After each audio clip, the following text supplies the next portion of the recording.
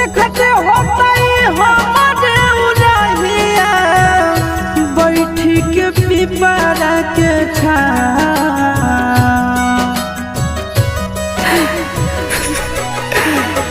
देखते होता हमारे उड़हिया बैठी के पिपरा के रुक रुक रुक अरे टरेनिया रुक रुक रुक रे टरेनिया ले ले चल जनुआ के गाँव रुक रुक